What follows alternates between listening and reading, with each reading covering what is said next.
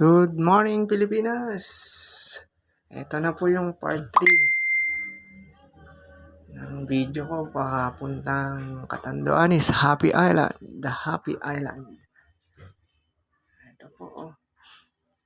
Ganda talaga. Perfect. Volcan Mayon. Dito po yan sa Bicol. Albay. Ayan po. Maglalayag na po ang aming barko, Ororo, patungong Happy Island, Catanduanes. Abangan nyo po ang mga vlog ko sa pagpunta natin sa island ng Catanduanes. Napakabanayad po ng dagat. Kaya kapag magbakabakasyon po kayo, nagbabalak po kayo pumunta ng Catanduanes, summer po, March, April o kaya May po. Ayan. Ayan po yung magagandang buwan para mamasyal sa Catanduanes, the Happy Island.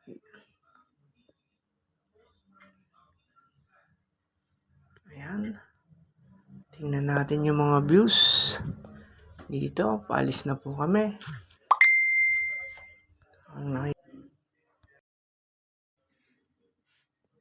Ayan po. Nagmaniobra na po yung sasakyan natin, yung Roro. Ayun yung barko po. Ayan, dire-diretso na po ang paglalayag namin. Ayan po, yung kabuuan po ng Albay, Legazpi City, Tabaco Albay, yan po yan. Napapaligiran po yan, Daraga Albay. Hindi ko po kabisado lahat. Ayan po. Napakaganda ng tanawin sa Bicol.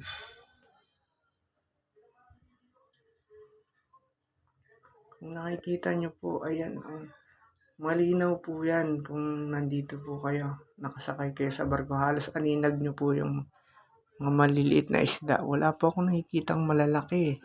Baka dun sa gitna meron.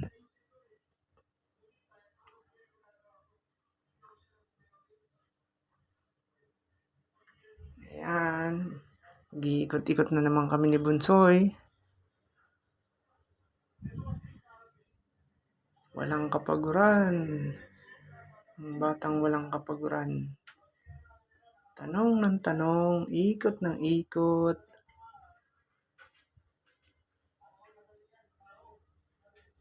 Ayan po. Ang dami pong sakay ng Roro. May mga container van, may mga bus. Hindi ko po alam kung ilang bus ang laman. 5 ata. Tapos may mga private vehicles po.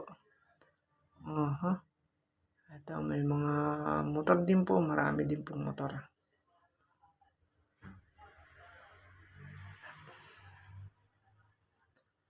Napakasarap maglayag pagka ganitong banayad yung dagat.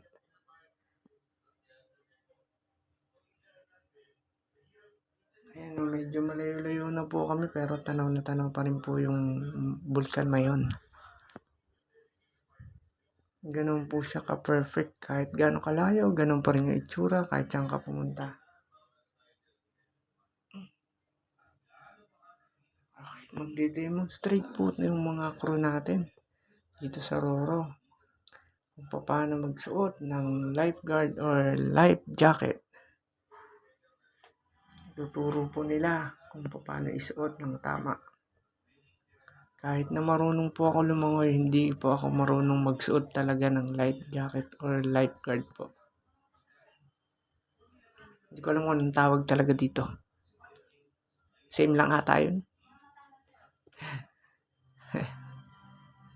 Ayan, si Kamatis Girl, seryoso, nakikinig siya kasi hindi siya marunong lumangoy.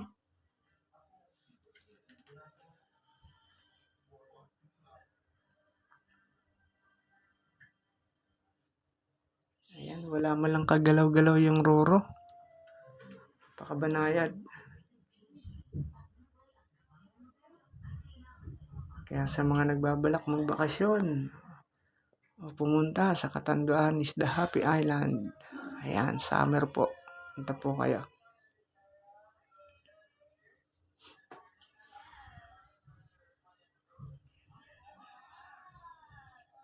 Sana hindi kami abutan ng bagyo. Kasi alanganin yung bakasyon namin, mag-Jeju na.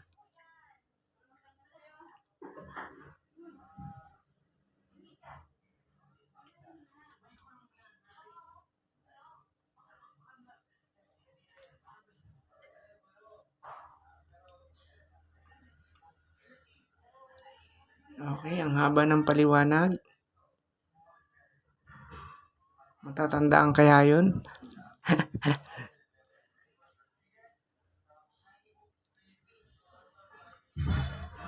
Tandaan ko lang ata.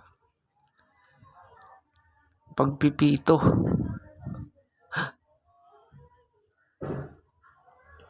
Pagka naisuot nyo na, ayan, may pito po siyang nakalawit. O silbato. Ayan na. Going to Catanduanes Island na po kami. Ayan, ang tulin po niyan. Kung hindi nyo po napapansin. Ayan po. Kita nyo po ba? Ayan, matulin po yan.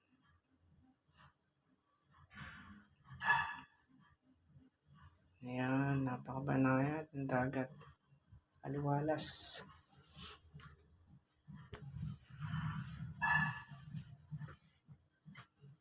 Aking bunsoy, ikot ng ikot. Tanong ng tanong.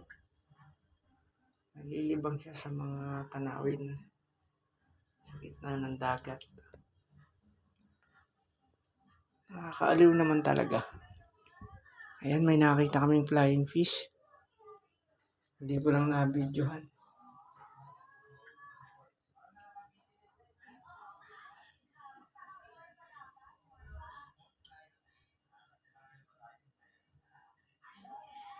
Let's go! Walang galaw yung barko. Napakasarap bumiyahe. Para ka lang nasa planggana na nakalutang sa ilog. Walang galaw.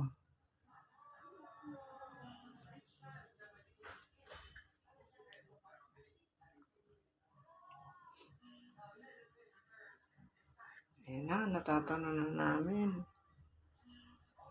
Ang Catanduanes, the Happy Island.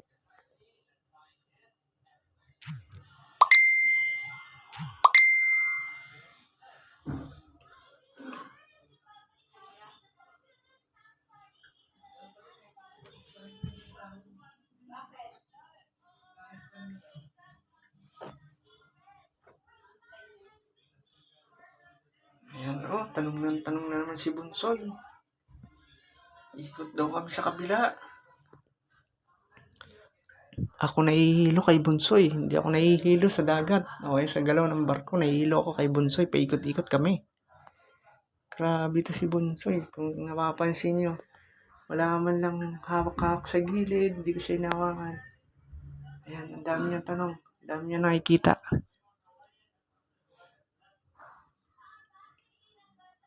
Ayan, nakatingin sa amin yung mga tao kasi pabalik-balik kami. Si Bunsoy, sila nag-aalala sa amin. Kasi paikot-ikot kami.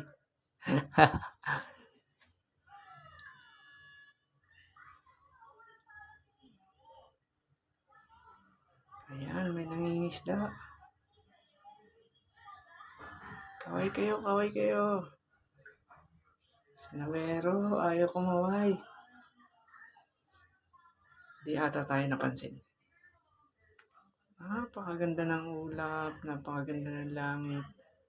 Wala man lang pagbubadya na uulan. Dapat ganito kayo pupunta sa Catanduanes Island.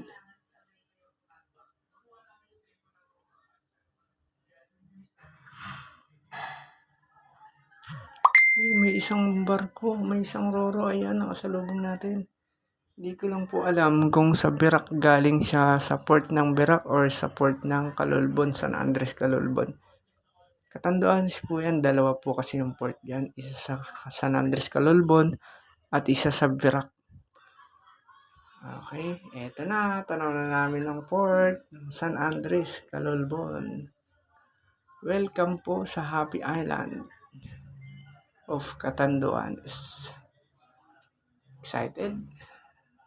Tinanong ko po yung crew, mga 15 minutes po. Nandun na kami sa Pantalan. Mukha lang siyang malapit pero malayo-layo po yan. Okay.